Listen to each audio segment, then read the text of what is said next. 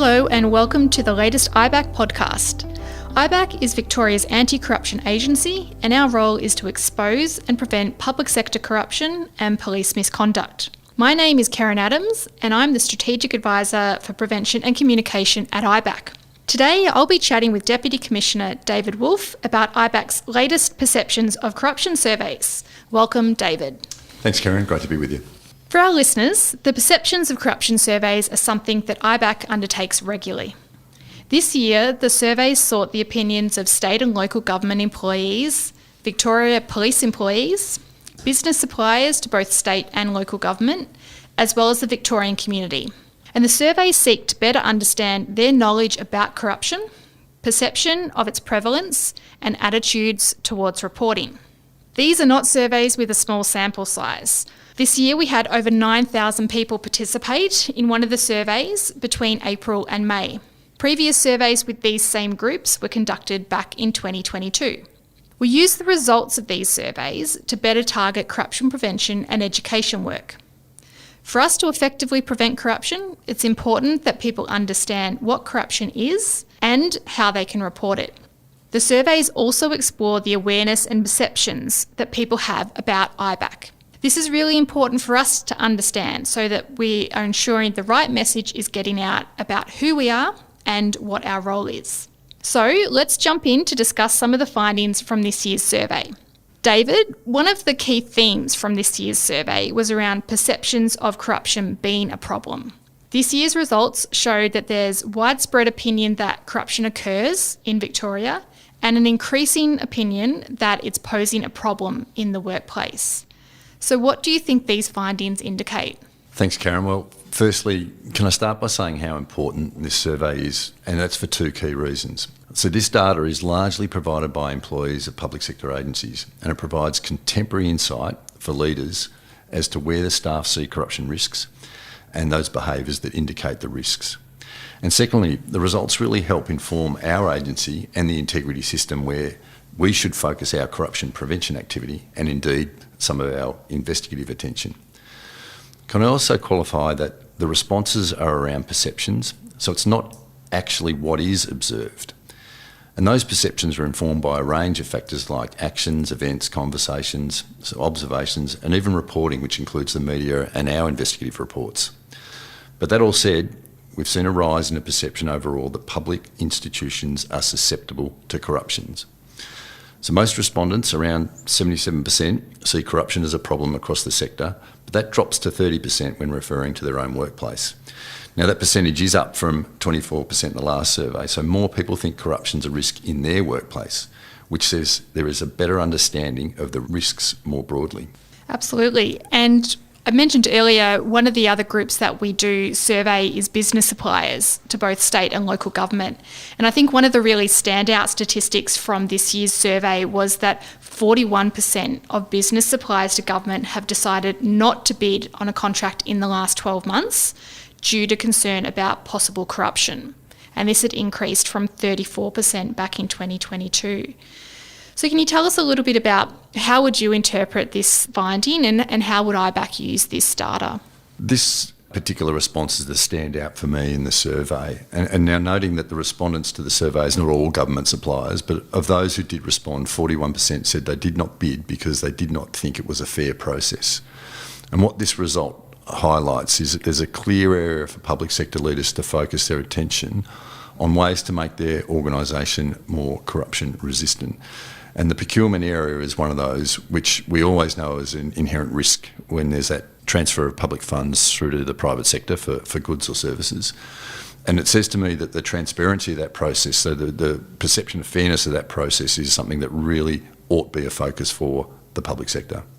Thank you. I think it's probably one of the most startling findings we've had come out of the survey. But another really important theme that has emerged is around the types of behaviours that are considered to be most likely to be a high risk in the workplace. So those making the top of the list, which were consistent across all of the surveys, were a breach of professional boundaries, so things like bullying and harassment, inaction, as well as favouritism and nepotism. And we also saw a perceived increase in the likelihood or risk associated with corruption misconduct when interacting with suppliers. So what do you think needs to be done here? Well, firstly, bullying and harassment does not in itself constitute corrupt conduct. But what we know that in a workplace where these behaviours exist, the corruption-resistant culture is diminished. And we see many examples of this in our investigative work. And we know in these workplaces people are reluctant to report corrupt conduct and that the improper activities often go unchecked. And I think the important element of this part of the survey results is what I spoke about before. And this is where staff in public bodies are identifying behaviours that give rise to impropriety. And this is incredibly valuable for the managers and leaders to understand and address through their targeted prevention activity. And what the result also shows is that whether it's real or perceived risk, these findings should really be used to identify the gaps and drive change. And I think that point around the role of managers is a really critical one, which we might pick up on again shortly. But another really important theme that we explore in the survey is around attitudes towards reporting corruption and misconduct. And an important finding that emerged from this year's surveys was that while intentions to report corruption and misconduct remain high, they have declined since 2022. While most of our respondents say they would report corruption or misconduct if they saw it, the level of awareness of how to make a report varies across sectors, and it was particularly low amongst community members. For employees, they are less likely to feel supported by direct managers to make a report, and the opinion that reports will be treated seriously is waning. The results also tell us that there's some uncertainty that exists around the likely outcomes from making a report of corruption or misconduct, including around the expected repercussions that people might experience, as well as the types of protections that are available for those who make a report. So as a Deputy Commissioner at IBAC, what do these findings about attitudes towards reporting say to you? It says to me that this is one of the key areas where we can focus our attention so that reporting of corruption is an issue not just for us but for the public sector in its entirety. We know the two key reasons people are reluctant to report is their personal consequences, like what will happen to them if they do report, and that nothing will happen when they do report something that's improper. So agencies can really focus and work on the speak up culture, give confidence to staff to report and ensure the processes are in place so that any report will be dealt with properly, confidentially, and the appropriate action taken. And for IBAC, we can focus our prevention work on assisting agencies with their speak up culture and really turning the perception of reporting as a personal risk to an organisational and a sector positive. Terrific. Yep, lots of opportunities there across the different sectors. And finally, the survey results also showed that IBAC is well known, with the majority of people indicating at least some level of awareness, and this has increased from 2022. Amongst community and business suppliers, we saw that over 90% agreed that it's important that IBAC exists. And while decreasing since 2022, media reporting continues to be the main way that employees are hearing about IBAC. So from a prevention and communication perspective, it's positive to see that IBAC is increasingly more known. And for the first time in 2024, we also asked some new questions about trust in IBAC and the types of functions that we perform. Overall, the survey revealed that there are high levels of trust in IBAC, particularly amongst Victorian and local government employees. And those levels of trust rise and vary depending on the tenure, age and rank of participants. So what's your interpretation of these findings, David? Well, firstly, it's quite encouraging to see that those levels of awareness are growing across the broader sector. I think the different levels are really dependent on what activity IBAC is undertaking and in particular our engagement activity with the different sectors for which we have oversight. But I think the key element for me is around the trust piece, and trust is fundamental to IBAC.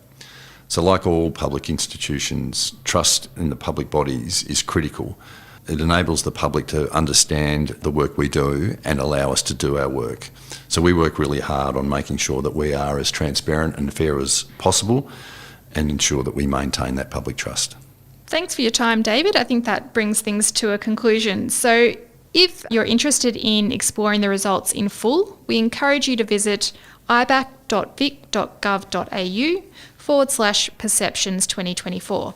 Here you can also find an interactive dashboard that enables you to drill down into some of the results in more detail. So thank you for listening. To hear more IBAC podcasts, visit our website at ibac.vic.gov.au. Also, you can subscribe to IBAC Insights on the website to get the latest news and events, a heads up on new reports, expert commentary, early research findings, and information on conferences and events.